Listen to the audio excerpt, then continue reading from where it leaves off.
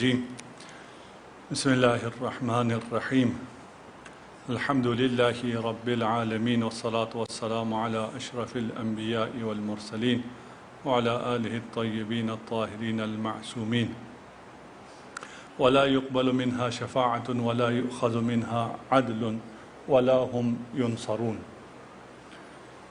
آیت 48 ہے سورہ بقرہ کی، اور اس میں کیونکہ ولا يقبل منها شفاعة ہے، ہم شفاعت پر تھوڑی سی گفتگو کر رہے تھے، اور الحمدللہ آج موسم بھی اچھا ہو گیا ہے، اور یہ بھی اللہ کی طرف سے رحمت ہے، اور اس پر بھی ہم گفتگو کریں گے کہ نظام شفاعت پوری کائنات میں ہے، صرف اولیاء اللہ شفاعت کریں یا نہیں ہے، یہ سارا کا سارا نظام ہی شفاعت پر استوار ہے، اور بادلوں نے ہماری شفاعت کی ہے کہ ان مومنین نے مومنان نے روزہ رکھا ہوا ہے، اور اس روزے کی حالت میں درس کے لیے جاتے ہیں، تفسیر کے لیے نکلتے ہیں، انہیں گرمی لگتی ہے، موسم تھوڑا بہتر کر دیا جائے، پلیزنٹ کر دیا جائے، تو بادلوں کی شفاعت قبول ہوئی ہے، اور وہ آپ کے سامنے ابھی سایہ کیے ہوئے ہیں۔ وَلَا يُقْبَلُ مِنْهَا شَفَاعَةٌ، قرآن کہہ رہا ہے کہ اس دن قیامت کے دن کوئی شفاعت قبول نہیں ہوگی۔ اس کے برعکس ہمارے پاس بہت سی روایتیں ہیں جہاں پر شفاعت قبول ہوگی۔ رہ گیا کہ شفیع کون ہے؟ شفیع میں سے ایک دنیا میں شفیع ہوتے ہیں اور ایک آخرت میں۔ دنیا میں ہم نے جیسے عرض کیا کہ ہر ذرہ شفیع ہے، اور ان میں سے جو سب سے بڑا شافع آپ کا ہے وہ توبہ ہے۔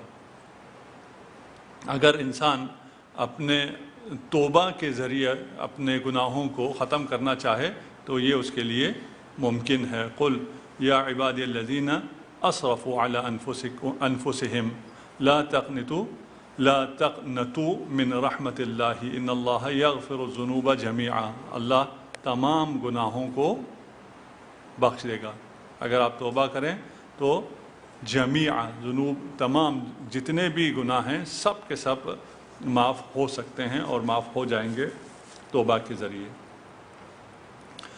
انی لغفار لمن تاب وآمن وعمل صالحا ثم اہتدی، سورہ طٰہٰ کی آیت ہے کہ انی لغفار، میں خدا غفار بہت زیادہ بخشنے والا ہوں۔ کس کے لیے؟ لمن تاب، پہلی شرط کیا ہے؟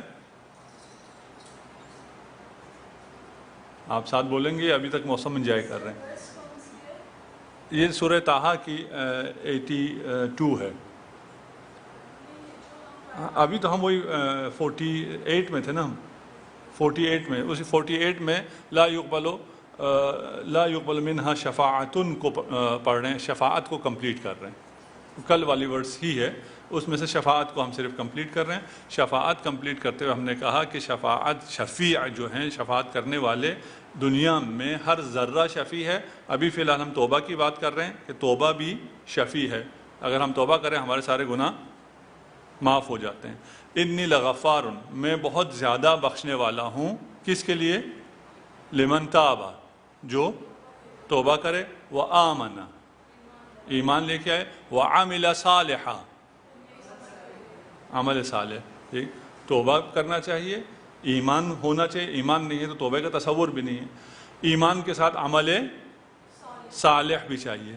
یہ سب کس طرح چل رہا ہے؟ انی لغفار لمن تاب وآمن وعمل صالحا، واو کے ساتھ چل رہا ہے، ثم اہتدی، ٹھیک، صرف یہ بھی کافی نہیں ہے، توبہ ہو، ایمان ہو، عمل صالح ہو، یہ تینوں بھی کافی نہیں ہے، کیا چاہیے؟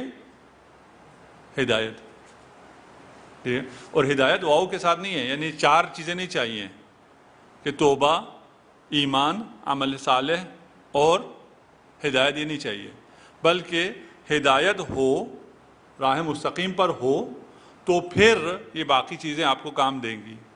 یعنی آپ کے پاس گاڑی ہے، گاڑی میں پیٹرول ہے اور اس کا ڈرائیور بھی ہے، لیکن اگر آپ سیدھے راستے پہ نہیں ہیں تو آپ کو یہ تینوں چیزیں کوئی فائدہ نہیں دیں گی۔ تو یہاں پر بھی توبہ آپ کا سارا مسئلہ حل کرتا ہے، لیکن مسئلہ یہ ہے کہ آپ کو صحیح راستے پر ہونا چاہیے. ابھی ہمارا ایمان مثلا امامت پر ہے، تو اگر امامت پر نہیں ہے تو آپ سیدھا راستے پہ نہیں ہیں، تو آپ کا عمل صالح بھی فائدہ نہیں دے گا، آپ کا ایمان بھی فائدہ نہیں دے گا، آپ کا توبہ بھی فائدہ نہیں دے گا. اب یہ ہماری بحث نہیں ہے، ہم صرف یہ کہہ رہے ہیں کہ شفیع ہیں. اور دوسری چیز جو شفیع بنتی ہے وہ آپ کی نیکیاں ہیں. ان الحسنات یذہبن السیئات، حسنات برائیوں کو کھا جاتی ہے، دور کر دیتی ہے. بس آپ اچھائیاں کریں، آپ کی برائیاں ختم ہوتی چلی جائیں گی، اگر برائیاں خدا نخواستہ ہو گئی ہیں یا ہو رہی ہیں. اس کے بعد جو شفیع ہے خود ایمان ہے، ایمان شفاعت کرتا ہے. اور پھر جو سب سے بڑھ کے شفیع ہے وہ رسول خدا رسالت مآب صلی اللہ علیہ وآلہ وسلم کی ذات ہے. اور ان کے بعد پھر اہل بیت، اور اہل بیت میں سب سے زیادہ بڑا مقام شفاعت کے عنوان سے جناب سیدہ کا ہے. صلوات پڑھ دیجیے محمد و آل محمد.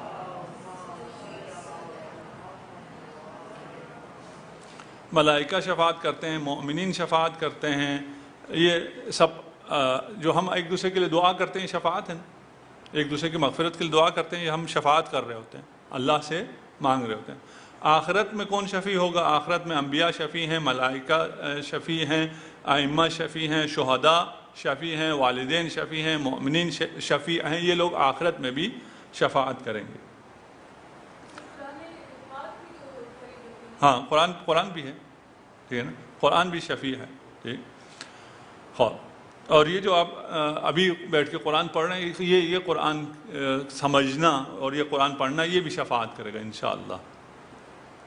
اچھا، عقیدہ شفاعت پر اعتراض یہ ہے کہ بھئی اس طرح تو لوگ جو ہیں وہ اور سست ہو جائیں گے اور گناہ میں مبتلا ہو جائیں گے. ٹھیک. ان اللہ لا یغفر ان یشرک بہ ویغفر ما دون ذلک، ایک شرک کو چھوڑ کر اس سے نیچے سب کچھ خدا معاف کر دے گا. اس سے کھلی چھوٹ مل سکتی ہے؟ تو آپ خدا پہ اعتراض کریں. ٹھیک. اگر شفاعت کے نظریے کی وجہ سے کیا ہو جاتا ہو، انسان گناہوں میں مبتلا ہوتا ہو. اس کے لیے یہ جو مثال دیتے ہیں جو شفاعت کو نہ ماننے والے لوگ ہیں، ابھی مثلا ہم بنی اسرائیل ابھی پڑھیں گے آگے. ٹھیک. بہت آسان چیزیں دی جاتی تھی، وہ وہی نہیں مانتے تھے. بھئی تمہارے بہتری کے لیے چیزیں دی جا رہی ہیں، ایک حتہ کہہ دو معاف ہو جاؤ گے. وہ یہی حتہ کہنا ان کے لیے مشکل ہوتا تھا.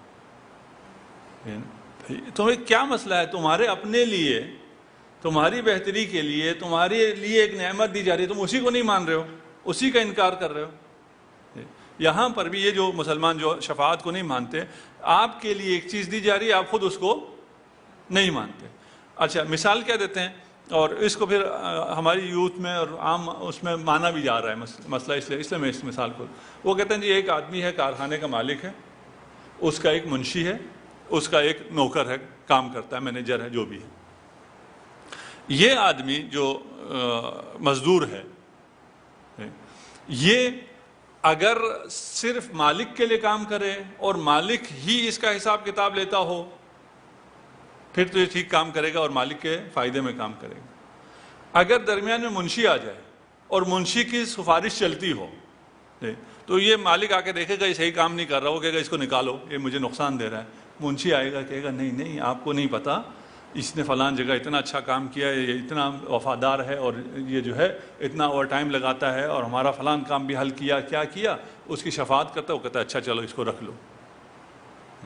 پھر اس کو دیکھتا ہے، پھر یہ نتیجہ کیا نکلتا ہے؟ نتیجہ یہ نکلتا ہے کہ یہ جو مزدور ہے یہ منشی کا ہو جاتا ہے، اپنے مالک کا نہیں ہوتا. اس کو مالک کو راضی کرنا نہیں ہوتا، اسے ہمیشہ منشی کو راضی کرنا ہوتا ہے. مالک راضی ہوتا ہے اچھے کام کرنے سے، منشی راضی ہوتا ہے اس کو اگر یہ وہاں کچن میں کام کرتا ہے تو 2-4 دفعہ چائے لا کے دے دو. تو وہ مالک کا کام نہیں کرتا، وہ منشی کو چائے پلاتا رہتا ہے. شفاعت کی وجہ سے، اس شفاعت کے کانسیپٹ کی وجہ سے یہ مسلمان کیا ہو گئے، ان کی بات کر رہا ہوں میں، روزے سے بھی ہوں اور صرف بات نقل کر رہا ہوں، اس لیے آپ کو بھی پتا ہو کہ میں صرف نقل کر رہا ہوں.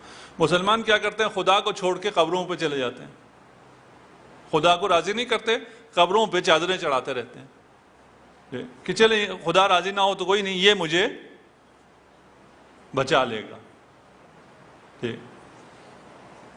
یہ مثال اور یہ نظریہ شفاعت، یہ خدا کی بھی اہانت ہے، رسول کی بھی اہانت ہے، اور مومنین کی بھی توہین ہے۔ ان پہ توہین مومن، توہین رسول، توہین رسالت اور توہین خدا صاحب کا کیس چل سکتا ہے؟ کیوں؟ اس لیے کہ یہاں انہوں نے کہا ہے مالک، منشی، مزدور۔ نہ ہمارا خدا اس فیکٹری کی مالک کی طرح بے خبر ہے، فیکٹری کا مالک بے خبر ہے نا، جاہل ہے، اس کو تو پتہ نہیں ہے۔ جب اس نے منشی نے آئے کہا فلاں دن اس نے زیادہ کام کیا تھا، یہ کیا تھا، آپ کو بڑا وفادار ہے، تو وہ جاہل تھا، اس لیے اس نے مان لیا۔ نہ نعوذ باللہ ہمارا رسول اس منشی کی طرح نمک حرام ہے کہ یہ منشی مالک کے لیے نہیں کر رہا، اپنی ایک چائے کی پیالی کے لیے کر رہا ہے۔ اور نہ ہی مومن اس مزدور کی طرح بے حیا ہے۔ شفاعت صرف مومنین کی ہوگی۔ بات واضح ہے جی؟ تو یہ اس قسم کی مثالیں بالکل قیاس ہے، اور جب قیاس کیا جاتا ہے تو دین مٹ جاتا ہے۔ احادیث میں صرف ایک حدیث آپ کے سامنے پیش کروں گا شفاعت کی، اور تفسیر الکوثر آپ پڑھیں گے، اس میں کافی 1 درجن احادیث ہیں۔ تفسیر فرات میں راوی نے پوچھا، بلکہ امام نے راوی سے شریح بصری سے پوچھا کہ تمہارے خیال میں قرآن میں سب سے زیادہ امیدوار کنندہ، امید بخش کون سی آیت ہے؟ تو اس نے شریح نے کہا کہ ہمارے خیال میں یا عبادی الذین اسرفوا علی انفسہم، یہ نا وہ لوگ جنہوں نے اپنے نفسوں پر اسراف کیا ہے، وہ اللہ کی امید سے مایوس نہ ہوں۔ سب سے زیادہ امید بخش آیت یہ ہے، اس کی وجہ سے ہمیں بہت زیادہ امید آتی ہے۔ امام نے فرمایا لیکننا اہل البیت لا نقول ذلک، ہمارے نزدیک یہ آیت نہیں ہے۔ ہمارے نزدیک کون سی آیت ہے؟ وَلَسَوْفَ يُعْتِيكَ رَبُّكَ فَتَرْضَىٰ۔ کیا مطلب اس آیت کا؟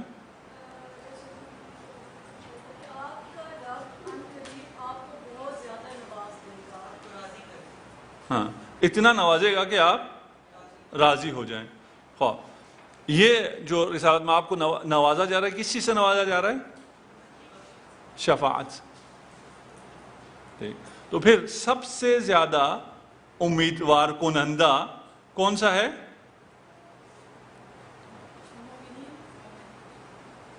جی وعلیکم السلام ورحمۃ اللہ۔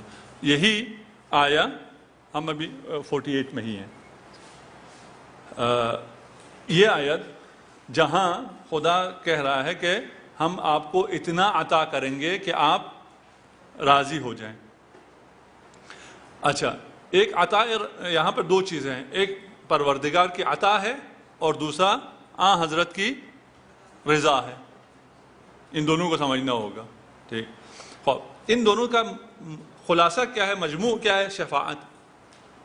یعنی قیامت کے دن ہمیں آن حضرت کی شفاعت ملے گی، اور اس کی وجہ سے ہماری امیدیں قائم ہیں کہ ہم بچ جائیں گے، ہمیں نجات مل جائے گی۔ ہماری امید اسی شفاعت پر ہے، ٹھیک؟ خدا نے دینے کے کہا ہے، خدا نے آن حضرت کو یہاں کے علاوہ بھی مومنین کو دینے کے لیے کہا ہے، لَهُمْ مَا يَشَاءُونَ عِنْدَ رَبِّهِمْ، وہ جو چاہیں گے وہ خدا ان کو دے دے گا۔ وَلَهُمْ مَا يَشَاءُونَ فِيهَا وَلَدَيْنَا مَزِيدٌ، جو چاہیں گے وہ بھی ملے گا جنت میں مومنین کو، اور اس سے بڑھ کر بھی ملے گا، ٹھیک؟ اس عطا سے بھی زیادہ عطا ہو سکتی ہے، جو چاہیں مل رہا ہے، ٹھیک؟ یہ جو عطا ہے یہ عام عطا ہے، یہ رسول خدا کو ہونے والی خاص عطا تو نہیں ہے نا۔ یہ ہر مومن کو ہونے والی عطا جب اتنی ہے کہ وہ جو چاہیں وہ ملے گا، اور اس سے بھی بڑھ کر ملے گا، تو جو رسول خدا کو مل رہا ہے، یہ سوف یعطیکا ہے، یہ اس عطا سے بڑھ کے ہے یا نہیں ہے؟ جی اس عطا سے کہیں بڑھ کر ہے۔ وَلَسَوْفَ يُعْتِيكَ رَبُّكَ فَتَرْضَىٰ، جو رسول کی رضا ہے، نوازۂ رسول ہے کربلا میں ان تمام مصائب میں رضن بھی رضا، وہاں بھی راضی ہے. ٹھیک، یہ وہ رضا کی بات ہو رہی ہے. ٹھیک، رسول تو ہر حال میں راضی ہے نا. ٹھیک، تو یہ اس رضا کی بات نہیں ہو رہی کہ میں آپ کو اتنا دے دوں گا کہ آپ راضی ہو جائیں. تو اگر اس طرح دیکھیں رضا رب کو دیکھیں، رسول تو آپ کچھ بھی نہ دیں پھر بھی راضی ہے. بس یہ جو عام رضا ہے، نہ یہ عام عطا ہے نہ ہی یہ عام رضا ہے. ٹھیک ہے نا. یہ عطا بھی ایسی عطا ہے جس کو کوئی تصور نہیں کر سکتا، اور رضا بھی ایسی ہے کہ پھر شاید ہی کوئی بچ جائے معصیت کنندہ. کوئی بھی جو صحیح راستے پہ ہونا شرط ہے. ہم نے پہلے کہا عقیدے میں شفاعت نہیں ہے، صحیح راستے پہ ہونا چاہیے، پھر شاید ہی کوئی بچ جائے. سب کو شفاعت مل جائے گی. ٹھیک، اور اتنی عظیم نعمت کو آپ اپنے سے جدا کرو نہ لو. آپ جب ہدایت چھوڑ دیا تو ہدایت کا راستہ، اہل بیت کا راستہ چھوڑا تو پھر یہی کچھ ہوگا. باقی آیتیں، باقی جو وہ ہیں احادیث وہ ہم نہیں پڑھ رہے تاکہ ہم اگلی آیت پہ چلے جائیں. وَإِذْ نَجَّيْنَاكُمْ مِنْ آلِ فِرْعَوْنَ. اچھا، اگر ہم کوئی آیت سکپ کر جائیں تو آپ سکپ نہ کرنے دیں، آپ کے پاس تو صحیح ہے. کل میں نے ایک آیت سکپ کر دی تھی، اس کو نہیں پڑھ رہے، وہ آپ لوگوں کے لیے حل ہے. ٹھیک. وَإِذْ نَجَّيْنَاكُمْ مِنْ آلِ فِرْعَوْنَ. اور وہ وقت یاد کرو جب ہم نے تمہیں آل فرعون سے، فرعونیوں سے نجات دلائی. یسومونکم سوء العذاب. وہ تمہیں بہت بری طرح عذاب دیتے تھے، ٹارچر کرتے تھے. کیسے؟ یذبحون ابناءکم. تمہارے بیٹوں کو ذبح کر دیتے تھے. وَيَسْتَحْيُونَ نِسَاءَکم. اور تمہاری لڑکیوں کو، بیٹیوں کو زندہ رہنے دیتے تھے. یہاں ابنا آیا، ابنا کے سامنے کیا آنا چاہیے تھا؟ بنات. ٹھیک ہے نا. لیکن کیا آیا؟ نساء. ٹھیک ہے نا. قرآن میں یہاں بھی ہے اور بھی جہاں پر بھی ابنا کے مقابل میں نساء آیا، اس کا مطلب بیٹیاں ہیں. کہاں آیا؟ اور آئے مباہلہ میں کیا ہے؟ ہاں ہاں، ابناؤنا و ابناءکم. ٹھیک ہے. و نساؤنا و نساءکم. ٹھیک. خوب، یہ جو نساء ہے یہ عورتیں نہیں ہیں، یہ بیٹیاں ہیں. کہ ہم اپنی بیٹیوں کو لے کے آتے ہیں، تم اپنی بیٹیوں کو لے کے آؤ. یہاں پر بھی وہ جب بچوں کو ذبح کر رہے ہیں نا، مردوں کو تو نہیں کر رہے. ٹھیک. ذبح بچوں کو کر رہے تھے، بچوں کو ذبح کر رہے ہیں، یعنی لڑکوں کو ذبح کر رہے ہیں، بیٹوں کو ذبح کر رہے ہیں، بیٹیوں کو چھوڑ رہے ہیں. وَفِي ذَلِكُمْ بَلَاءٌ مِّن رَبِّكُمْ عظیم. اور تمہارے رب کی طرف سے یہ تمہارا بڑا آزمائش، بڑا امتحان تھا، تمہارے لیے یہ بڑی آزمائش تھی.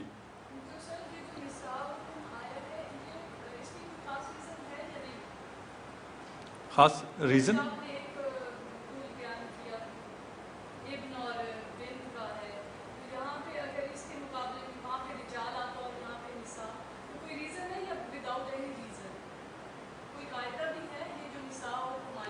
ہاں نہیں، یہی قاعدہ ہم بتا رہے ہیں نا. قرآنی قاعدہ یہ ہے کہ ابنا کے مقابلے میں جب نساء آئے تو وہ ابنا کے مقابلے والا نساء بیٹیاں اس سے مراد ہوتی ہیں.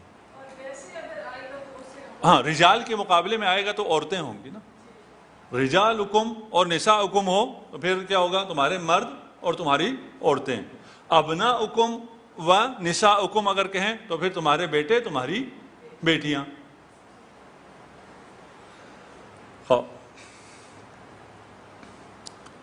اچھا، یہ مصر میں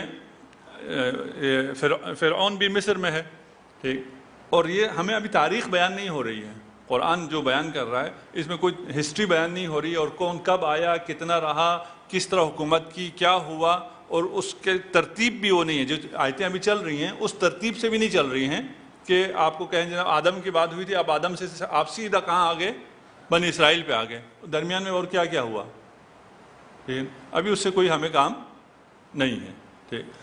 مصر میں بنی اسرائیل جو آباد ہوئے وہ حضرت یوسف کی وجہ سے ہوئے. حضرت یوسف کو وہاں حکومت ملی اور وہاں سارے بنی اسرائیل آ گئے، اور وہاں سے پھر فرزندان یعقوب جو ہیں انہوں نے خوب پرورش پانا شروع کر دیا اور ان کی آبادی ملینز میں آ گئی، 6 لاکھ یہ فگر لکھتے ہیں۔ جب بنی اسرائیل کو دیکھا فرعونیوں نے، فرعون جو تھا، انہوں نے کہا یہ اقلیت جو ہے یہ آرگنائز بھی ہے اور طاقتور بھی ہو رہے ہیں، تو ان کے لیے کچھ کیا جائے۔ بنی اسرائیل کے بچوں کو 2 دفعہ مارا گیا ہے، ایک جب حضرت موسیٰ پیدا ہو رہے تھے، وہ الگ سٹوری ہے، یہ الگ سٹوری ہے۔ انہوں نے کیا کیا، انہوں نے ان کو مشقت میں ڈالنا شروع کر دیا، یہ جو احرام مصر وغیرہ بنے ہیں یہ ان سے بنوانا شروع کر دیا تاکہ ان کی نسل نہ بڑھ سکے، اور ان چیزوں سے کچھ نہیں ہوا، نسل پھر بھی بڑھتی رہی، تو پھر انہوں نے کہا ان کے بچوں کو قتل کرنا شروع کر دیا۔ اور یہ اس سے بڑا عذاب اور کیا ہو سکتا ہے، جہاں پر بچہ پیدا ہو اور اس کا بیٹا ماں کے سامنے ذبح کر دیا جائے۔ یہ ہوا وَإِذْ فَرَّقْنَا بِكُمُ الْبَحْرَ فَأَنْجَيْنَاكُمْ وَأَغْرَقْنَا آلَ فِرْعَوْنَ وَأَنْتُمْ تَنْظُرُونَ۔ ٹھیک، یہ ظلم ہوا، سب کچھ ہوا، اس کو برداشت نہ کر کے بنی اسرائیل نے کیا فیصلہ کیا، ہم مصر چھوڑ دیتے ہیں۔ ٹھیک، جب انہوں نے مصر چھوڑنے کا فیصلہ کیا، رات کی تاریکی میں نکلے، جب رات کی تاریکی میں نکلے تو راستہ بھٹک گئے، صبح تک فرعونیوں کو پتہ چل گیا، انہوں نے ان کا پیچھا کرنا شروع کیا۔ وَإِذْ فَرَّقْنَا بِكُمُ الْبَحْرَ، جب سمندر پہ پہنچے، سمندر کو اللہ نے تمہارے لیے کیا کر دیا، شق کر دیا، فَأَنْجَيْنَاكُمْ، اور تمہیں ہم نے نجات دے دی۔ یہ یاد دلایا جا رہا ہے یہود کو کہ بھئی تم کیوں ایمان نہیں لا رہے ہو، یہ سب تمہارے ساتھ ہم نے نیکیاں کی ہیں، یہ سب احسان، ساری نعمتیں۔ ٹھیک، فَأَنْجَيْنَاكُمْ، تمہیں بھی نجات دی، اور اسی کی چیز کے ذریعے، جس چیز کے ذریعے تمہیں نجات دی، اسی چیز سے تمہارے دشمن کو ہلاک کر دیا۔ وَأَغْرَقْنَا آلَ فِرْعَوْنَ، اور تم دیکھ بھی رہے تھے۔ اچھا، یہاں ہوا کیا، جب بنی اسرائیل نکلی اور فرعون کو پتہ چلا، تو فرعون نے اعلان کرایا کہ سب آ جاؤ ان کو مارنے کے لیے، ہیں تو یہ بہت کم لوگ، لیکن ان کو ہم ایسا سزا دینا چاہتے ہیں کہ اس نے بھی اپنے جتنے شہزادے، کمانڈرز اور وہ جو عیش و عشرت میں تھے، ان سب سے کہا سارے آ جاؤ، ان کو ہم سزا سکھائیں گے۔ یہ پیچھا کرنے کے لیے پیچھے بنی اسرائیل آگے آگے ہے، آل فرعون ان کے پیچھے پیچھے، آگے آ گیا ریڈ سی، پیچھے بھی سی، آگے بھی سی، پیچھے فرعونیوں کا سمندر لشکر، آگے پانی کا سمندر۔ ٹھیک، فَلَمَّا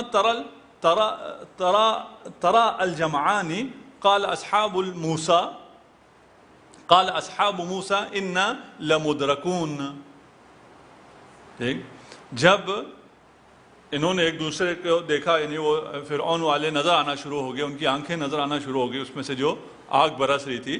ٹھیک، تو موسیٰ کے اصحاب نے کیا کہا، اِنَّا لَمُدْرَكُونَ، ہم تو پھنس گئے، ہم تو مارے گئے۔ ٹھیک، اور اس سے پہلے یہ اب آیت نے بیان نہیں کیا کہ اس سے پہلے، یہ کہنے سے پہلے، لیکن فوج آ رہی ہے، یہاں موسیٰ ہے، سامنے بھی مشکل ہے، تو انہوں نے کیا کیا، بنی اسرائیل نے بار بار آ کے موسیٰ کو کہا ہوگا نا کہ بھی کچھ کرو۔ دیکھ، حضرت موسیٰ نے کچھ بھی نہیں کیا، آرام سے سکون سے بیٹھے ہوئے۔ دیکھ، کچھ روایت میں ہے بھی کہ انہوں نے پھر وہ عصا لیا اور خود ہی عصا مارنا شروع کر دیا، کبھی ادھر ان کی طرف پھینکتے تھے کہ بھئی اژدہا بن کے ان کو کھا جائے، وہ کچھ بھی نہیں ہوتا تھا، ادھر سے لا کے کبھی پتھر پہ مارنے سے پانی نکلا تھا، وہ دریا پہ مارتے تھے، وہ بھی کچھ نہیں ہوتے تھے۔ تو انہوں نے آ کے کیا، بھئی اِنَّا لَمُدْرِكُونَ، ہم تو پھنس گئے، تم نے ہمیں مار دیا، تمہارے عصا بھی کام نہیں کر رہے۔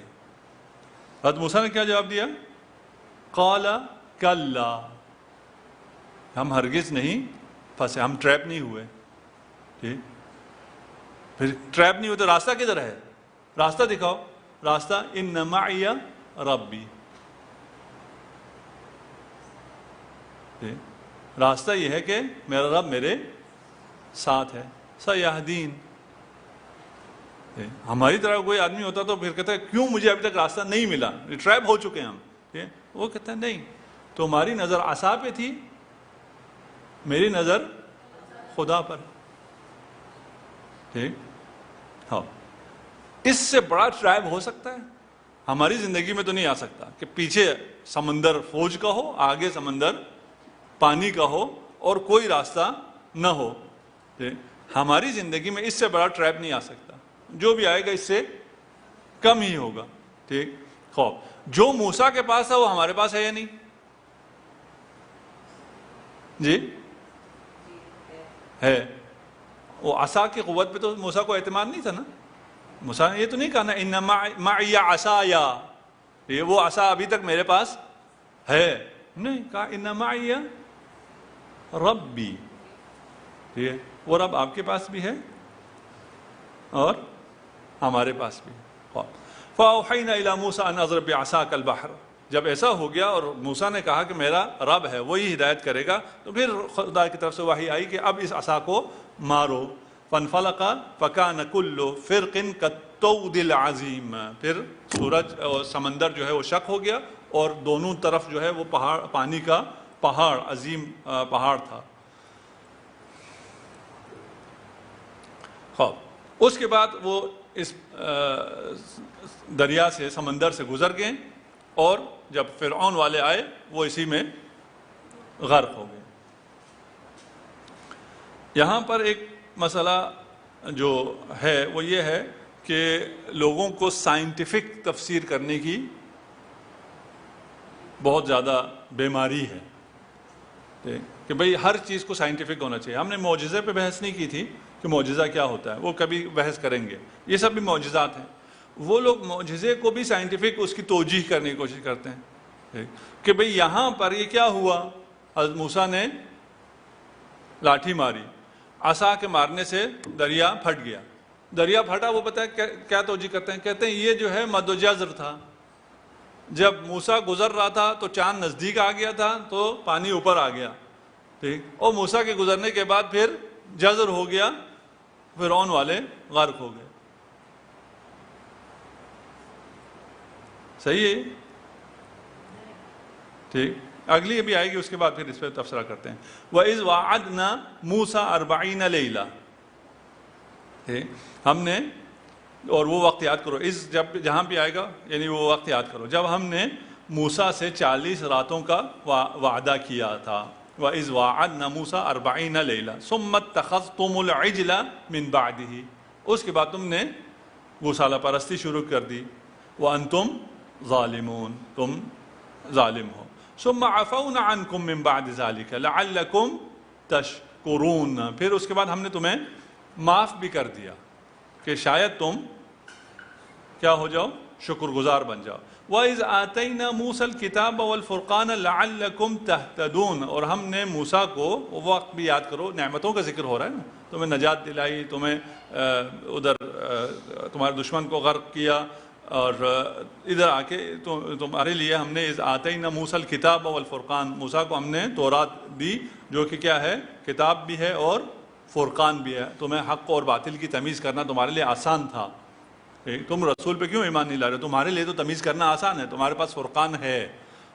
لعلکم تہتدون، شاید تم کیا کر سکو،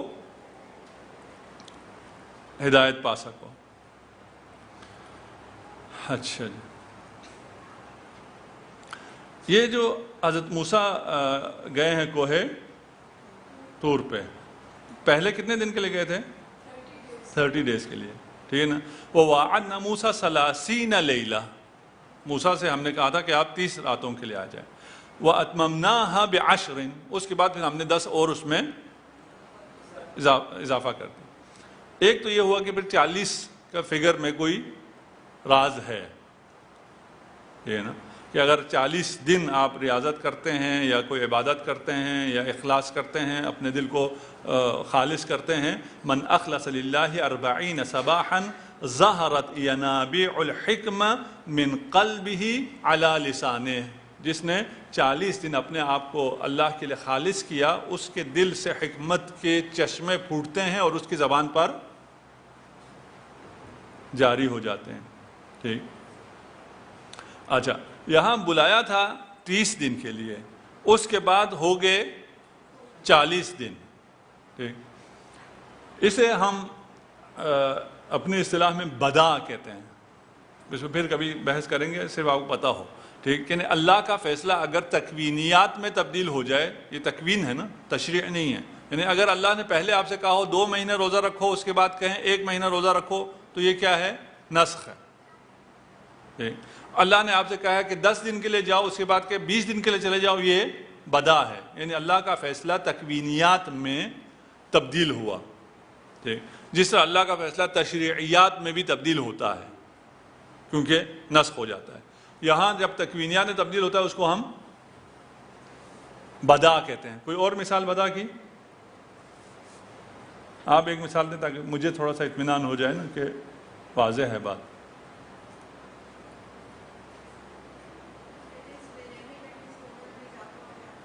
ہاں ٹھیک ہے، عمر میں اضافہ ہونا۔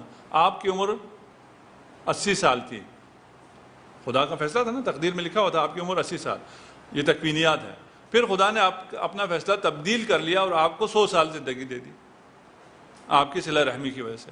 اس کے بعد آپ نے مزید نیکیاں کی، آپ کو 120 سال زندگی دے دی۔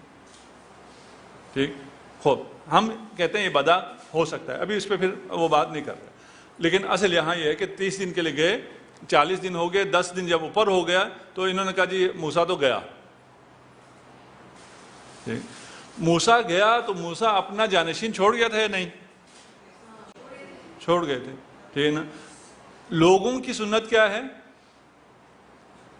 جانشین کو چھوڑ کر گمراہی اختیار کر۔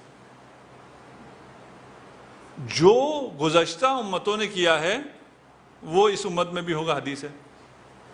ٹھیک، وہاں چھوٹا سا بنی اسرائیل کا وہ تھا، قبیلہ تھا، ٹھیک ہے نا، مشکلات میں بھی تھے یہ لوگ، کوئی آسانی میں نہیں تھے، مصر چھوڑ کے آئے ہوئے تھے اور ابھی صحرا میں یہ لوگ گھوم پھر رہے ہیں اور انتہائی مشکل حالات میں ہیں۔ وہاں پر ہر شخص کو پتا ہے کہ یہ ہارون کیا ہے؟ جانشین ہے۔ ٹھیک، وہ نہیں ہے تو اس سے پوچھ لو، لیکن جب ان کو، اور کتنے دن کے لیے نہیں ہے؟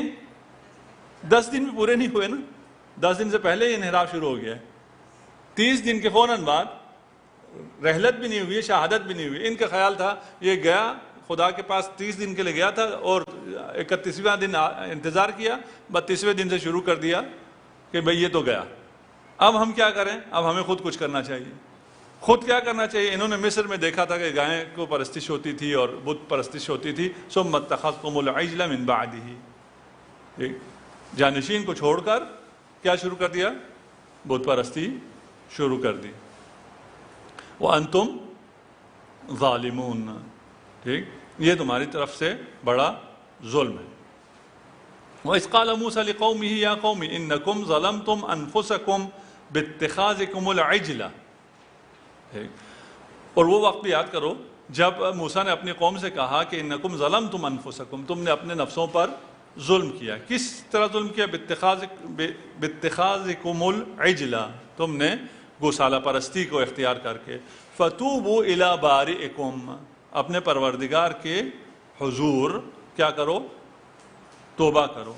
فاقتلوا انفسکم، اپنے آپ کو قتل کرو، اپنے لوگوں کو قتل کرو۔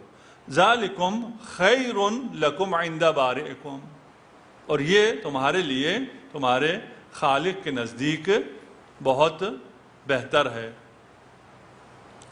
ذالک خیر عند بارئکم فتاب علیکم انہ هو التواب الرحیم، ٹھیک، خوب، اس نے تمہاری توبہ قبول کر لی، بے شک وہ خوب توبہ قبول کرنے والا ہے۔ ٹھیک، اچھا، یہاں پہلے اصل ساری سچویشن کو سمجھ لیں، ٹھیک، کہ جب انہوں نے گوسالہ پرستی کی، گوسالہ پرستی کرنے کے بعد جب حضرت موسیٰ واپس آئے اور ان کی اس حالت کو دیکھا تو ان میں سے سب لوگوں نے گوسالہ پرستی نہیں کی تھی، اکثریت نے کی تھی، ٹھیک ہے نا۔ رسالت مآب کے بعد بھی سب تو نہیں تھے، کچھ لوگوں نے گوسالہ پرستی کی تھی، اب وہ گوسالہ فرق کر گیا تھا، ٹھیک ہے نا۔ گوسالہ تو سمجھ میں آتا ہے نا آپ لوگوں کو، گائے کو کہتے ہیں، ٹھیک ہے نا۔ وہاں انہوں نے گائے پوجنا شروع کیا، یہاں انہوں نے گدھے کو پوجنا شروع کر دی۔ اذ قال موسیٰ لقومہ یا قوم انکم ظلمتم انفسکم. اچھا، اس کے نتیجے میں جنہوں نے شرک نہیں کیا تھا ان سے کہا کہ اپنے جنہوں نے شرک کیا ان کو مار ڈالو. وہ کون ہے جنہوں نے شرک کیا ہے؟ انہی کے رشتہ دار. کسی کا بیٹا ہے، کسی کا بھائی ہے، کسی کا باپ ہے، کسی کی ماں ہے، کسی کی بیٹی ہے. ٹھیک نا، کوئی اجنبی لوگ تو تھے نہیں، یہ سارے ایک ہی قوم کے تھے. ٹھیک، ان سے کہا گیا کہ اب تم اگر نجات چاہتے ہو تو تمہارے لیے بہتر یہ ہے کہ جنہوں نے شرک کیا ان کی سزا موت ہے اور تم اپنے ہاتھوں سے ان کو مار دو. ٹھیک، اور یہ تمہارے لیے اچھا ہے. اور کس کے پاس؟ فَتُوبُوا إِلَى بَارِئِكُمْ. بارئ جو ہے هو الخالق البارئ المصور، لَهُ الْأَسْمَاءُ الْحُسْنَى، سورہ حشر میں ہے. ٹھیک، بارئ صرف اللہ کے لیے استعمال ہوتا ہے. خالق الخلق و بارئ النسمات، وہی خالق کے معنی میں. ٹھیک ہے نا، جو خلق کو اور ذی شعور چیزوں کا پیدا کرنے والا ہے. خوب، یہاں ایک تو یہ بات واضح ہے، ان الشرک لظلم عظیم. یہ اتنا بڑا ظلم ہے کہ اس کے نتیجے میں یہ ظلم کرنے والوں کو اپنے ہاتھوں سے قتل کرنا ہے. صرف قتل نہیں ہے، ٹھیک ہے نا، اپنے باپ کے ہاتھ سے قتل کروانا، اپنے بیٹے کے ہاتھ سے قتل کروانا قتل سے بھی زیادہ سخت ہے. ٹھیک ہے نا، لیکن یہ جو اتنا سخت ہے اور ہمارے رونٹے کھڑے ہو رہے ہیں. خدا کیا کہہ رہا ہے؟ ذالکم خیر لکم، یہ تمہارے لیے بہت بہتر ہے. کیوں اگر آپ کے مثلا بدن میں کینسر کا سیل ہے، ٹیومر بنا ہوا ہے، اور آپ سے کہا جائے کہ اس کو کاٹ کے پھینک دو، ٹھیک، آپ کے بڑا ظلم ہو رہا ہے یار، اس کو اتنا چیر رہے ہیں، پھاڑ رہے ہیں، کیا کر رہے ہیں. ٹھیک، تو یہ ظلم نہیں ہو رہا، یہ تمہارے لیے بہتر ہے. ٹھیک، وَإِذْ قُلْتُمْ، وہ بھی یاد کر لو. وَإِذْ قُلْتُمْ يَا مُوسَى لَن نُؤْمِنَ لَكَ حَتَّى نَرَى اللَّهَ جَهْرَةً. یہ تو ہو گئے، اس کے بعد یہ ختم ہوئے. ان کی ناشکری بھی ختم نہیں ہو رہی، خدا کی نعمات بھی ختم نہیں ہو رہی. یاد کرو جب تم نے کہا کہ لن نؤمن لک حتی نری اللہ جہرۃ، ہم آپ پر ایمان نہیں لائیں گے جب تک ہم اللہ کو اپنی آنکھوں سے دیکھ نہ لیں. کچھ لوگ یوں تفسیر کرتے ہیں کہ جب ان سے کہا کہ اپنے ہاتھوں سے اپنے رشتہ داروں کو مار دو تو انہوں نے کہا نہیں، ہم اس بات کو نہیں مانیں گے جب تک ہم اللہ کو دیکھ نہ لیں. ٹھیک، بہرحال جو بھی اس میں سے تفسیر ہو، ایمان نہیں لائیں گے، نہیں مانیں گے. ایمان بھی ماننا ہی ہے. ٹھیک، ایمان نہیں لائیں گے جب تک ہم خدا کو اپنی آنکھوں سے دیکھ نہ لیں. فَأَخَذَتْكُمُ الصَّاعِقَةُ، تمہیں صاعقہ بجلی نے آ لیا. وَأَنْتُمْ تَنْظُرُونَ، یہ سب چیزیں تم دیکھ رہے تھے. ٹھیک، خواب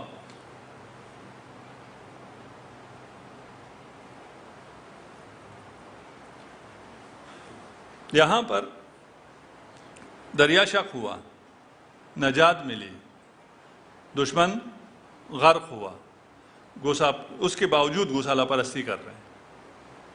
ٹھیک، گوسالہ پرستی پر پھر اکتفا نہیں کیا، اس کے بعد خدا کو دیکھنے کا مطالبہ بھی کر دیا. ٹھیک، اس کا کیا مطلب ہے؟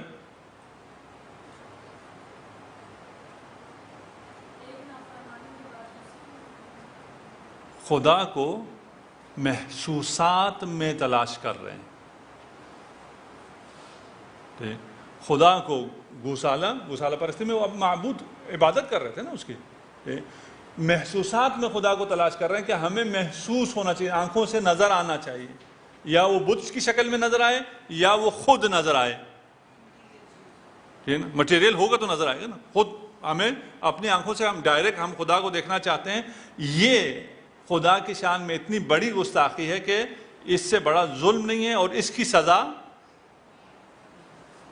موت ہے.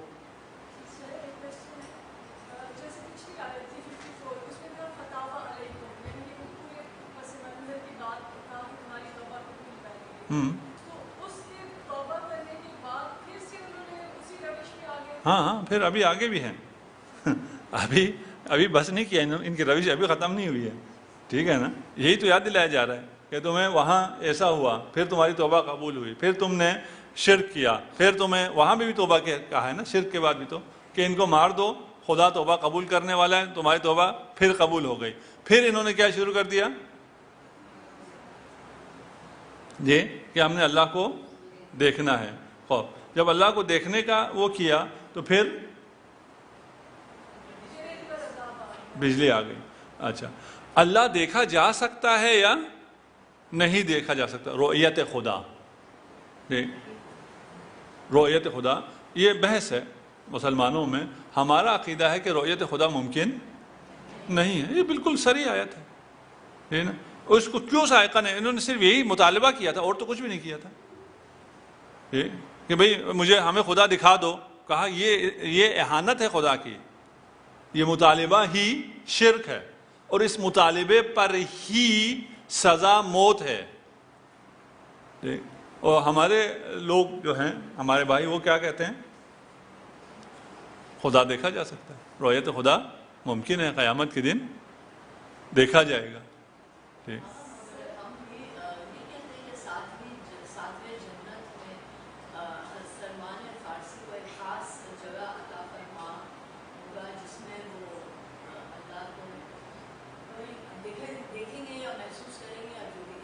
ہاں چلیں ٹھیک ہے، ابھی ہم روزے سے بھی ہیں، ٹھیک ہے نا، اس لیے تھوڑا سا احتیاط سے.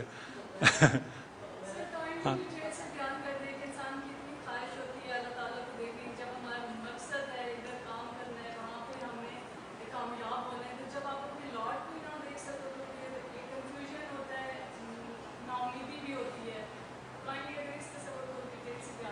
ہاں ٹھیک ہے. خوب ڈیٹیل سے پھر ابھی میں بول دیتا ہوں، لیکن یہ کہ ڈیٹیل کے لیے پھر پورے چیپٹر کو لے کے چلنا ہوگا، وہ کسی دن پھر ہوا تو کر دوں گا. ایک پہلے سوال کا، ٹھیک ہے نا، ہماری روایت میں کہیں ایسی کوئی چیز نہیں ہے کہ ہم خدا کو دیکھیں گے، ٹھیک ہے نا، یا ساتویں آسمان میں خدا ہے. ٹھیک، وہاں یہ ہے کہ بھئی خدا ساتویں آسمان میں ہے، پھر اتر کے نیچے آتا ہے. تو ان سے پوچھا کیسے آتا ہے، تو وہ ممبر پہ صاحب جو درس تفسیر دے رہے تھے وہ اتر کے آئے ممبر سے اور کہا ایسے خدا اتر کے آتا ہے. یہ ہمارا تصور نہیں ہے. خدا کو نظر آنے سے مراد فزیکل آنکھوں سے نظر آنا ہے. فزیکل آنکھوں سے اگر خدا نظر آتا ہے تو خدا جسم ہوگا. خدا اگر جسم ہے، خدا علی العرش استوا، خدا عرش پر ہے. اللہ اکبر، تو اللہ تو عرش سے بڑا ہوگا یا چھوٹا ہوگا؟ بڑا ہوگا. ابھی یہ کرسی بڑی ہے تو میں اس کے اندر بیٹھا ہوا ہوں. اگر یہ کرسی بڑی نہ ہو اور میں کرسی سے بڑا ہوں تو میں اس پہ بیٹھ سکتا ہوں؟ نہیں بیٹھ سکتا. عرش سے خدا عرش پہ بیٹھا ہوا ہے. ہم تو نہیں کہتے خدا عرش پہ بیٹھا ہوا ہے، خدا تو جسم نہیں، ٹھیک ہے نا. اب جب عرش پہ بیٹھا ہوا ہے اور عرش سے خدا بڑا ہے تو پھر کیا ہوگا؟ ہر طرف سے لٹک رہا ہوگا. اسی طرح کہتے ہیں نعوذ باللہ، ٹھیک ہے نا. یہ نہیں ہے، خدا نہیں دیکھا جا سکتا ہے، محدود نہیں ہے خدا. ٹھیک رہ کے جو آپ بات کر رہے ہیں، تو امام حسین علیہ السلام فرماتے ہیں عمیت عین لا تراک، اندھی ہیں وہ آنکھیں جو تجھے نہیں دیکھتی ہیں.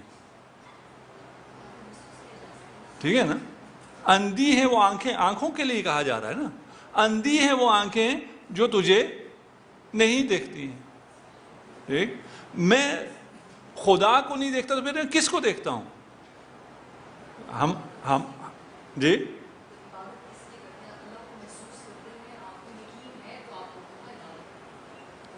اچھا ابھی میں آتا ہوں اس پہ، ٹھیک ہے نا. خدا کو دیکھنا، اگر ہم خدا کو نہیں دیکھ رہے تو ہم اندھے ہیں. ٹھیک، ہمیں یہ چیزیں کیوں نظر آ رہی ہیں؟ کیونکہ اس پہ لائٹ پڑ رہی ہے اور اس پہ روشنی ہے اور یہ ظاہر ہے. ٹھیک، ہم ان کے ذریعے خدا تک پہنچتے ہیں. ہم کہتے ہیں خدا نے یہ بھی بنایا، یہ بھی بنایا، زمین بنائی، آسمان بنایا، کہکشان بنائے، ان کے ذریعے ہم خدا تک پہنچتے ہیں. امام فرماتے ہیں کہ ان میں سے کس چیز کا ظہور اللہ کے ظہور سے زیادہ ہے کہ میں ان کے ذریعے اللہ تک پہنچوں؟ یہ کیا بات ہو گئی کہ میں ان کے ذریعے اللہ تک پہنچتا ہوں؟ یعنی یہ اللہ سے زیادہ ظاہر ہیں، ان کا نور اللہ سے بڑھ کر ہے. ٹھیک ہے نا.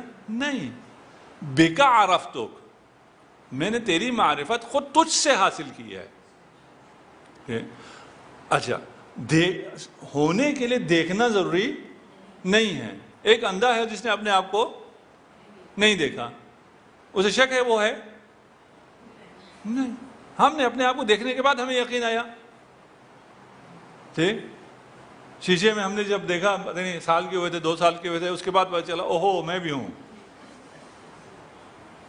ٹھیک, بس دیکھنا ضروری نہیں ہے. اچھا یہاں ان کو کیا ہو گئی, صاعقہ نے آ لیا اور ان کو موت ہو گئی. موت ہونے کے بعد انہیں پھر زندہ کر دیا گیا, پھر معجزہ آ گیا. اچھا یہ جو بہت زیادہ سائنٹیفک چلتے ہیں وہ کیا کہتے ہیں کہ انہیں ہارٹ اٹیک ہو گیا تھا. ٹھیک, انہیں ہارٹ اٹیک ہو گیا تھا, ہارٹ بند ہو گیا تھا, اس کے بعد انہوں نے خدا نے دوبارہ حکم دیا, ان کا ہارٹ دوبارہ چلنا شروع ہو گیا. موت نہیں آئی تھی, کیونکہ ایک دفعہ مر جائے تو پھر تو زندہ نہیں ہو سکتا. ٹھیک, وہ جتنے معجزات ہیں جو بہت زیادہ سائنٹیفک جاتے ہیں, وہ سارے معجزات کی تعویل کرتے ہیں اسی طرح کہ وہ جو دریا شق ہوا تھا وہ جزر مادر تھا, یہ جو مرا تھا یہ کیا تھا, یہ ہارٹ اٹیک ہوا تھا. ٹھیک, اچھا مسئلہ یہ ہے ہر چیز سائنٹیفک, لیکن سائنس سائنٹیفک نہیں ہے. مسئلہ ادھر ہے سارا. ٹھیک, کہ یہ جو ہماری سائنس ہے یہ مفروضے ہیں, اور یہ مفروضے وقت کے ساتھ ساتھ چینج ہو رہے ہیں, باطل ثابت ہو رہے ہیں. ہم یونیورس کو اس طرح نہیں سمجھتے تھے. ہاں اسباب کے بغیر کوئی چیز نہیں ہوتی, ہر چیز کا کوئی سبب ہوتا ہے. یہ جو دریا شق ہوا ہے یہ اس عصا سے تو نہیں ہوا, اس میں تو اتنی طاقت نہیں تھی وہ پورے دریا کو شق کر سکے. ٹھیک, اس کے لیے کوئی اور سبب ہے. یہ ظاہری سبب عصا ہے, اس کا کوئی اور سبب ہے, وہ ہماری سمجھ میں ابھی نہیں آتا ہے. معجزہ کہتے ہیں اسی کو ہے. ٹھیک ہے نا, اگر آپ کی سمجھ میں آتا ہو, آپ کے لیے ہو جاتا تو اور معجزہ نہ ہوا. ٹھیک, یہاں پر خدا نے ان کو دوبارہ زندہ کیا ہے, موت کے بعد زندہ. ٹھیک, اچھا مسئلہ اگر ہم سائنٹیفک کو دیکھیں, سائنس پوری بیس کرتی ہے میتھمیٹکس پہ. سب سے پہلے میتھمیٹکس ہے. ٹھیک ہے, کیلکولیشن ہوں گی تو پھر سائنس آگے چلے گی نا. ٹھیک, سب سے پہلے میتھمیٹکس ہے, اس کے بعد فزکس ہے, میتھ کے بعد فزکس آ جاتی ہے, فزکس کے بعد کیمسٹری آ جاتی ہے, کیمسٹری کے بعد بایولوجی آ جاتی ہے. آپ اس دنیا کو, اس کائنات کو اس طرح سمجھ رہے ہیں. ٹھیک, ہم بھی اسی طرح سائنس کو استوار کرنے کے بعد میتھ اور پھر فزکس, کیمسٹری, بایولوجی, ان سب کو رکھ کے کہہ رہے ہیں یہ مرے, یہ دوبارہ زندہ ہو سکتے ہیں یا زندہ نہیں ہو سکتے, یہ دریا یوں شق ہو سکتا ہے یا شق نہیں ہو سکتا. ٹھیک, اس میں سے یہ جتنا یہ چل رہا تھا, احرام مصر کی بات چل رہی ہے, یہ بھی احرام ہے نا, ایک حرم ہے. ٹھیک, میتھمیٹکس کے بعد فزکس تھا. فزکس پہلے کون سی فزکس تھی, کون سی فزکس تھی, نیوٹنین فزکس.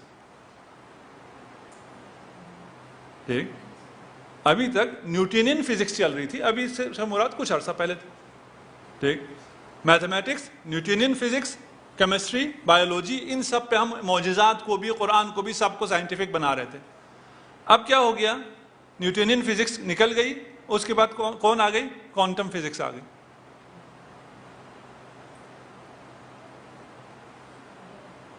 ٹھیک, کوانٹم فزکس کے آنے سے کیا ہو گیا, آپ کا تو پورا سسٹم ہی چینج ہو گیا. پہلے آپ کہہ رہے تھے نہیں ہو سکتا, وہ اب ہو سکتا ہے.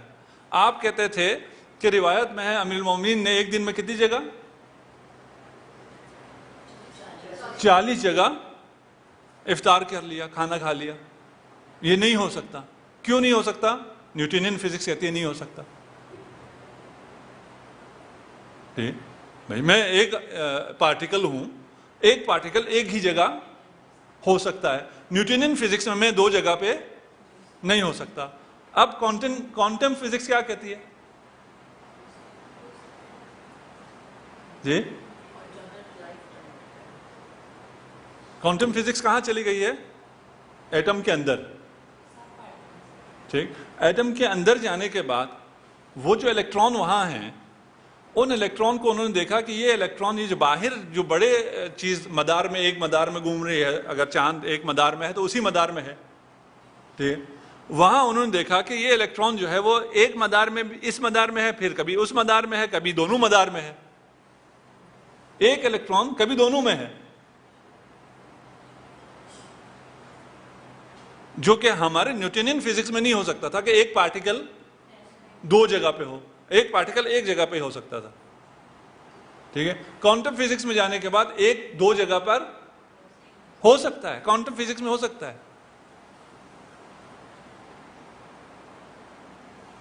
ہو سکتا ہے نہیں ہو سکتا؟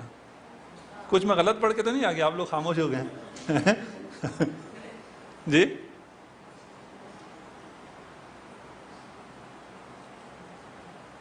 کوانٹم فزکس میں پارٹیکل سے چیز نکل کے انرجی پہ آ جاتی ہے، ٹھیک ہے نا، انرجی ہر جگہ ہو سکتی ہے، انرجی ایک جگہ نہیں ہوتی، تو اب آسان کر دیا میں نے، ٹھیک، ہاں، وہ جو آپ کہہ رہے تھے اب ہوا ہے نہیں ہوا، ہمیں اس سے کوئی کام نہیں ہے کہ امیر المومنین یہ روایت صحیح ہے غلط ہے یا کیا ہے، ہمیں اس سے کوئی کام نہیں ہے، ٹھیک ہے نا، کہ وہ 40 جگہ تھے یا نہیں تھے، ہم کہہ رہے ہیں یہ جو آپ کہتے ہیں کہ سائنٹیفکلی نہیں ہو سکتے تھے، ٹھیک ہے، ہم کہتے ہیں سائنٹیفکلی ہو سکتا ہے، ٹھیک، تو بہت زیادہ پھر سائنٹیفک ہونے کی ضرورت ہے، ٹھیک، اس سے بڑی سائنس نہیں ہے قرآن سے، قرآن نے جو کہہ دیا ہے اس سے زیادہ، جب آپ کے سائنس نے ثابت کر دیا ٹھوکرے کھا کھا کے کہ بھئی ہم اس کو غلط کہتے تھے فلاں مفروضے کے تحت، ہمارے مفروضے کے تحت سورج ساکن تھا، نہیں چلتا تھا، سائنٹیفک مفروضہ تھا اور بہت بڑا مفروضہ تھا، ٹھیک ہے نا، اور بڑے کیا کہتے ہیں علمی انقلابات کے بعد، قربانیاں دینے کے بعد اس نظریے کو قائم کیا گیا تھا، اس مفروضے کو، پہلے تو وہ کہتے تھے کہ سورج نہیں بلکہ زمین مرکز ہے، پھر بڑی مشکل سے یہ قائم ہوا کہ نہیں سورج مرکز ہے زمین مرکز نہیں ہے اور وہ نہیں ہلتا، قرآن نے جب کہا وہ بھی چل رہا ہے، ٹھیک ہے نا، وہ بھی حرکت میں، تو اس وقت بہت ہنسے کہ یہ سائنٹیفک نہیں ہے، سائنس کے خلاف ہے، ٹھیک، پھر پتہ چلا کہ سائنس یہی ہے، صرف سورج کیا ہر چیز دنیا میں حرکت میں ہے۔ اچھا، آج ہم تھوڑا سا زیادہ بحث میں نکل گئے، اتفاق سے آج میں 20 آیتیں لے کے آیا تھا کہ ہم نے 20 آیتیں کرنی ہیں۔ اچھا جی، اس میں تھوڑا سا شارٹ کرتے ہیں۔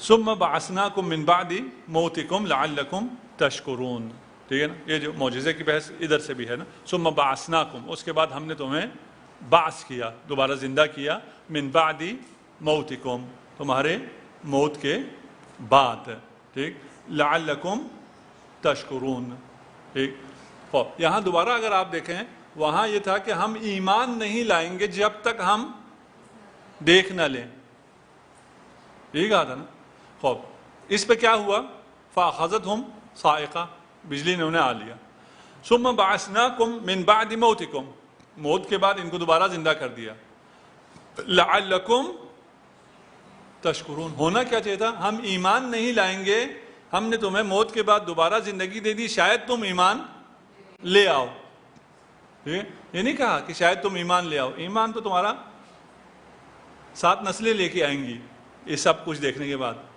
ایمان کے بعد جو چیز چاہیے وہ کیا ہے، شکر، ٹھیک ہے نا، ایک سٹیپ آگے لے گئے ہیں آپ کو، کہ ہم نے اس کے بعد موت کے بعد، اب اس میں بعثنا موت کے معنی میں ہے وغیرہ تفصیل ہے، وہ آپ لوگ اس امید پہ کہ ساتھ ساتھ تفسیر کوثر پڑھ رہے ہیں انشاءاللہ، جی ساتھ ساتھ ایک سے زیادہ آواز آنی چاہیے، جی ہاں، کوئی وہ زیادہ کام نہیں ہے تو ہم تھوڑا سا زیادہ چل پائیں گے، وہاں آپ پڑھتے رہیں، جو وہاں سمجھ میں نہ آئے وہ آپ اگلے دن کوشچن کر سکتے ہیں، لکھ کے کوئی کرنا چاہتا ہے بتا کے، جو بھی ہے اس کو ہم واضح کر سکتے ہیں۔ وَظَلَّلْنَا عَلَيْكُمُ الْغَمَامَ، 4-5 منٹ ہے ہمارے پاس، یہ آیت بھی انشاءاللہ ہو جائے گی، ٹھیک، اور ہم نے تمہارے اوپر बादल का साया किया। वअंज़लना अलैकुमुल मन्न वस्सलवा, और हमने तुम्हारे ऊपर मन व सलवा उतारा। कुलू मिन तय्यबाति मा रज़क़नाकुम, जो हमने पाक रिज़्क़ तुम्हें दिया है, तय्यब रिज़्क़ तुम्हें दिया है, उसमें से खाओ। वमा ज़लमूना, ठीक, और जुल्म न करो। वलाकिन कानू वमा ज़लमूना वलाकिन कानू अनफुसहुम यज़लिमून, उन्होंने मेरे ऊपर जुल्म नहीं किया बल्कि खुद अपनी जानों पर जुल्म किया है। गमाम, गम उर्दू में भी कहते हैं ना गम। गम क्यों कहते हैं? इसलिए कि अंदोह, जो गम अंदोह कहते हैं ना, वो जो गम जिसे कहते हैं अंदोह, वो दिल को ढांप देता है, इसलिए गम कहते हैं। आसमान को जो चीज़ ढांपती है वो बादल हैं, इसलिए उसको गमाम कहते हैं, ठीक। खूब, उसके बाद मन व सलवा है, ये फिर ये चीज़ें आप पढ़ लें खुद, उसमें लिखी हुई हैं, आसान है, जो भी पढ़ेगा उसको आ जाएगी, ठीक। अभी हुआ क्या है, हम पहले भी कहा है, ये तारीख़ की किताब नहीं है, कुरान तारीख़ की किताब नहीं है, एक सीक्वेंस में बयान नहीं हो रहा है, ठीक। और शायद वजह ये भी है कि आप इसको तारीख़ की कोई कहानी समझ के ना सुने, ठीक। इसमें से जो लेसन्स है असल वो चीज़ें हैं, उन पॉइंट्स को आपने पिक करना है, उठाना है, ठीक। ये जब दरिया शक हुआ, समंदर शक हुआ, वहाँ से निकले और सहराए सीना में आ गए। सहराए सीना में जब पूरा बनी इसराइल सहरा में आ गया तो वहाँ तो गर्मी से ही मर जाते, गर्मी से भी मर जाते, भूख और प्यास से भी मर जाते। और ये फिर मूसा से और हारून से कहते कि वो क्या नजात दिलाई, उससे तो अच्छा था हम वही गर्क हो जाते, फिर उन्हें के साथ गर्क हो जाते, कम से कम इतनी गर्मी तो न लगती सहरा में, ठीक। अल्लाह ने क्या क्या इनाम किया इनके ऊपर। वज़ल्ललना अलैकुमुल गमामा, सहरा में बादल उनके साथ साथ चल रहा है, बादलों का साहिबान उनके लिए बना दिया, ठीक। और ये भी मौजिज़े से, हाँ, ये ना कि वो जब वहाँ पहुँचे थे तो मानसून का सीज़न था, और ठीक, ये साइंटिफिक तौजीहात, ठीक, नहीं भाई, खुदा ने ये काम किया। वह अंज़लना अलैकल मन्न वस्सलवा, मन और सलवा आपके ऊपर उतारा, ठीक। खूब, मन और सलवा क्या है वो आप पढ़ेंगे। सलवा परिंदा है, मन वो अनाज टाइप की कोई चीज़ जिसके रोटी बना सकें, फलान कर सकें। खूब, यहाँ ये इस सहराए सीना में 40 साल भटकते रहे हैं। क़ाल फ़इन्नहा मुहर्रमतुन अलैहिम 40 सना, 40 साल वो इस सहराए सीना में रहे हैं, वहाँ भटकते रहे, अलबत्ता वहाँ उनको ये चीज़ें मन्नो सलवा मुयस्सर रही हैं। वह इस कुलना, फिर इनकी ये जो 40 साला वो थी एग्ज़ाइल इनकी ख़त्म होती है और इन्हें कहा जाता है उदखुलू हाज़िहिल क़रिया। एक मिनट बस इसका तर्जुमा कर देता हूँ फिर, ठीक। इस कुल नदखुलू हाज़िहिल क़रिया, फिर अब एग्ज़ाइल ख़त्म हुई और कहा अब आप आ जाएं, ठीक, इस क़रिया में, इस मदीना में, इस शहरी ज़िंदगी आपको मुयस्सर आ गई। फ़कुलू मिन्हा हैसु शिअ्तुम रग़दा, जब सहरा से मदीना में आ रहे हैं तो इसका मतलब क्या है, आप जन्नत में दाखिल हो रहे हैं, ठीक है ना। पहले सिर्फ मन सलवा खाने को मिल रहा था, अब आपको शहर है, बागात हैं, जो चाहे खाओ। फ़कुलू मिन्हा हैसु शिअ्तुम रग़दा, जो चाहो खाओ। और कहाँ कहा गया था हैसु शिअ्तुम रग़दा? फ़कुलू, जो चाहो खाओ, कहाँ कहा था? हज़रत आदम से जन्नत में कहा था जो चाहो खाओ, यहाँ भी कहा जो चाहो खाओ। वदखुलुल बाब सुज्जदा, एक सिर्फ शर्त है, वहाँ भी एक शर्त थी। वहाँ शर्त क्या थी? दरख्त के करीब नहीं जाना। यहाँ एक शर्त है कि इधर से सजदा करते हुए जाना है। और क़ूलू हित्ततुन, ये शर्त है, हित्ता को सजदा करो जाओ, उसके बाद जो मर्जी खाना है पीना है, जो मर्जी करना है ऐश करो, ठीक। खौर नग़फ़िर लकुम ख़तायाकुम, तुमने जो पहले जितनी गलतियाँ की थी वो सारी गलतियाँ माफ़, ठीक है। पहले कितनी दफ़ा माफ़ी हुई है, फिर गलतियाँ की हैं, आप उधर गिनने के चक्कर में थे। यहाँ ये कह रहे हैं जो कुछ पहले हुआ सब कुछ माफ़, जाओ, अब सहरा भी ख़त्म, एग्ज़ाइल भी ख़त्म, नेमात भी हैं, जो मर्ज़ी में आता है खाओ पियो, صرف سجدہ کرنا ہے اور ایک کلمہ ہے حتہ، ٹھیک. وَسَنَزِيدُ الْمُحْسِنِينَ، جو پھر اچھا عمل کریں گے ان کو اور بھی عطا کریں گے، وہ الگ مسئلہ، تمہارے لیے یہ ہے، ٹھیک. بس آدم کی جنت کے وہاں بھی جو چاہو کھاؤ، یہاں بھی جو چاہو کھاؤ. وہاں پر ایک کنڈیشن تھی، قریب نہ جاؤ، ٹھیک. یہاں پر بھی سجدہ کرنا ہے. وہاں پر بھی کلمات تھے، یہاں پر بھی ایک کلمہ ہے، ایک حتہ. فَتَلَقَّى آدم کلمات، ٹھیک. فَتَلَقَّى آدم من ربہ کلمات. یہاں پر بھی ایک حتہ ہے. لیکن انہوں نے پھر اس کے ساتھ بھی کیا کیا انشاءاللہ کل